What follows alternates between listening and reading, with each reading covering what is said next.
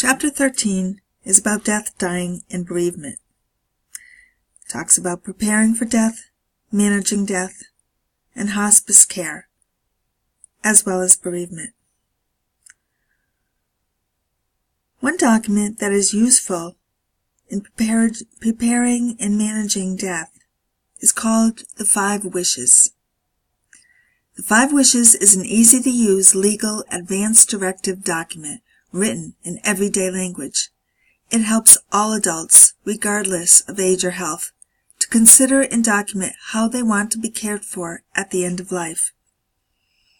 It is America's most popular living will, with more than 30 million copies in circulation. The 5 Wishes is unique among all other living wills and health agent forms because it speaks to all of a person's needs. It speaks to medical, personal, emotional, and spiritual. 5 Wishes also helps guide and structure discussions with your family and your physician, making these difficult conversations, easier. Why does 5 Wishes matter to you? Well, an accident or serious illness can happen to anyone at any time. Think about what might happen if you're unable to make healthcare decisions for yourself. Would your loved one know what you want, or would they have to guess? Would they wonder if they made the right decision? Talking about those possibilities now, before a medical crisis, is a gift to yourself and to your loved ones.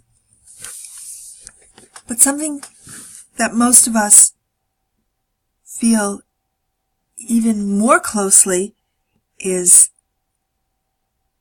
having the 5 wishes for a parent or an elder person in our lives who is nearing the end of their life.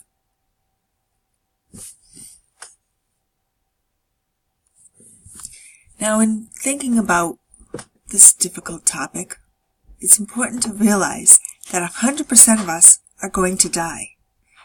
And so the question becomes, what kind of end-of-life experience do you want? Not everybody's going to be able to choose what their end of life is like, but for some, that choice is an option. Now, death in America is too often, it's long, it's uncomfortable, and you gotta mention, it's very expensive.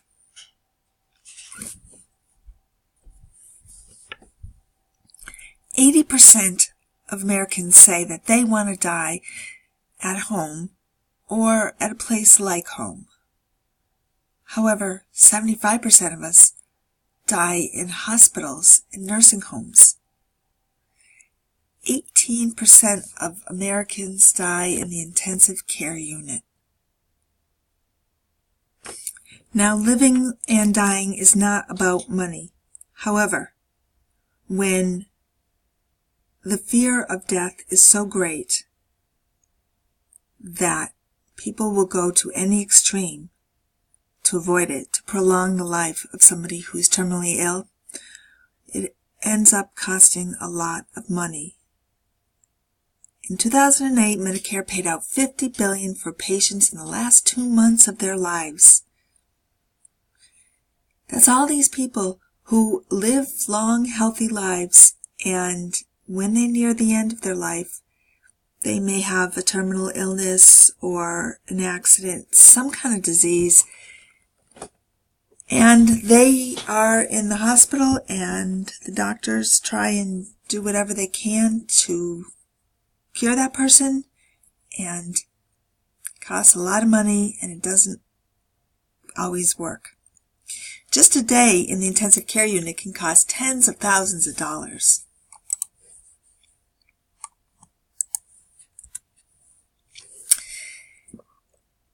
Is all that money well spent?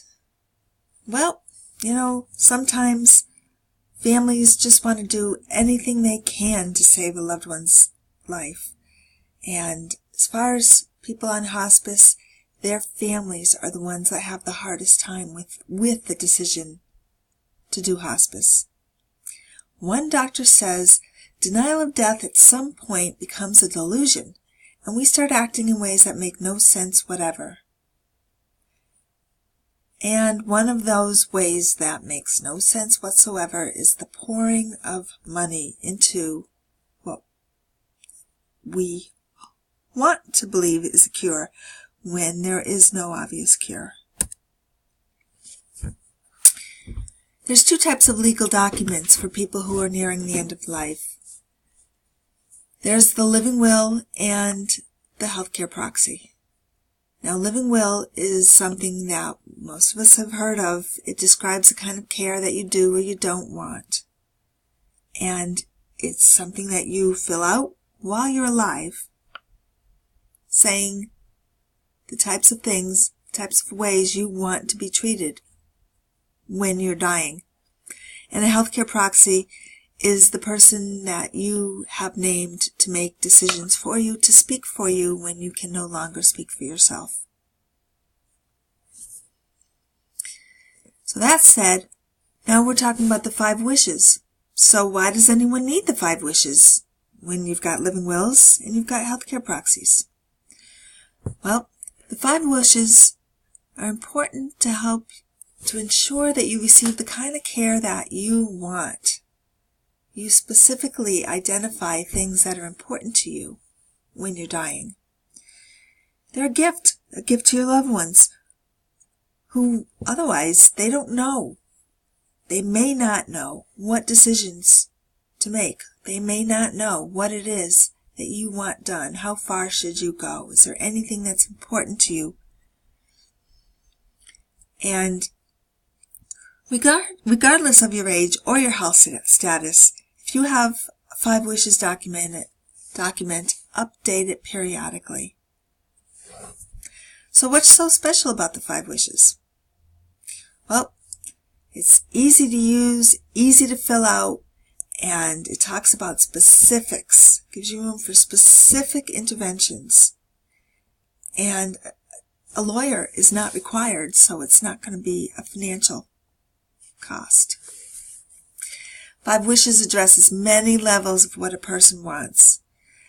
Medical is the one that most people think of first. But spiritual is important, especially at end of life. People may have spiritual wishes. They may have emotional desires, emotional needs. And there may be cultural guidelines for what a person will want. Different cultures handle things differently. The 5 wishes they encourage discussions. They encourage talks for you to have with your family, with your friends, with your doctor about what it is you want. And you're talking in regular day-to-day language. You're not using doctor speak. You're not talking overly medical or legalese. You're not talking overly legal. You're just talking about things the way you want to say them, the way that you would understand them. The 5 wishes are legal and binding in 42 states, including Massachusetts. They require 2 witnesses, and the only rules are that they're not related to you and they're not your healthcare proxy. No lawyers required. And if you want to change it, all you have to do is destroy all the ones that are out there and create a new one. So, what are these 5 wishes? Well, they are who you want to make decisions for you when you are not able to. And that should be number 1. Number 2, what kind of medical treatment you do or you don't want. 3, how comfortable do you want to be? 4, how do you want people to treat you? And 5, what is it that you want your loved ones to know? Who makes decisions for you when you can't make them for yourself? Well, it's your choice, but you have to pick the right person. You have to pick somebody who knows you well, and somebody who will do what you want. And, of course, that person really should be in the area.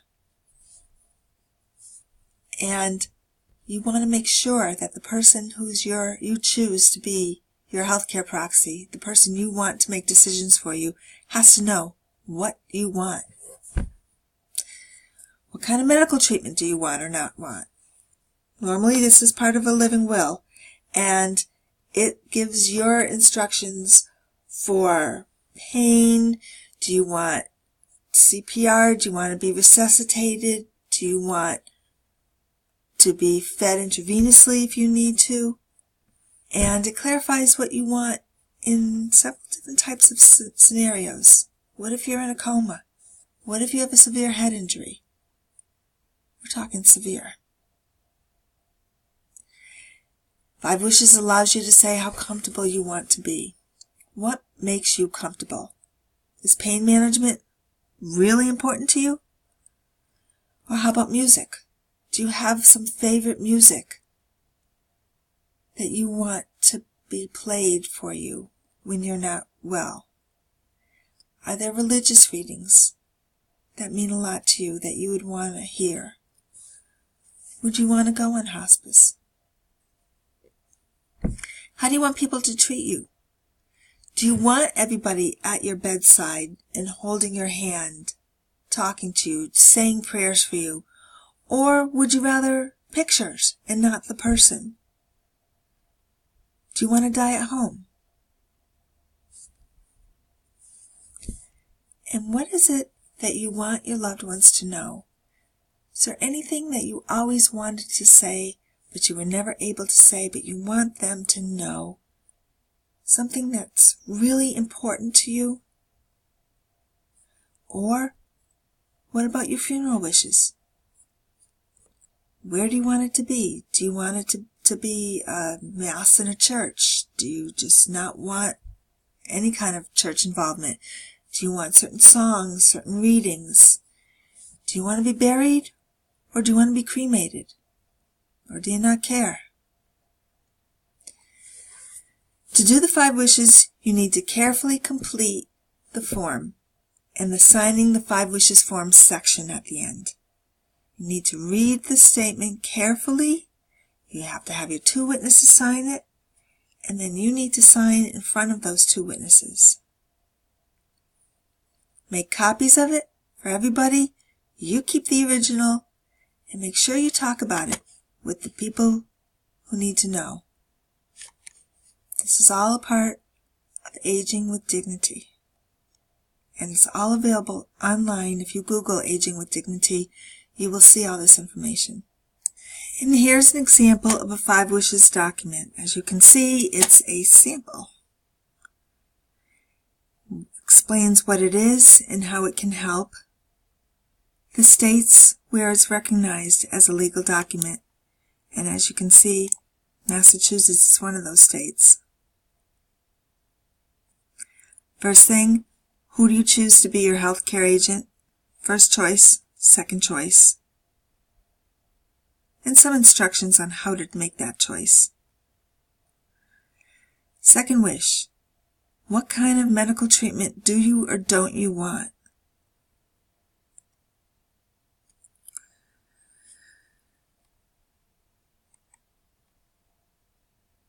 How comfortable do you want to be? How do you want people to treat you? And what do you want your loved ones to know? Finally, there's the signing of it. The witnesses, 2 witnesses are needed. And what to do, just make sure it's signed, talk about with people, keep the original, and talk to your doctor. All this is important information. This is all what the 5 Wishes has to offer you.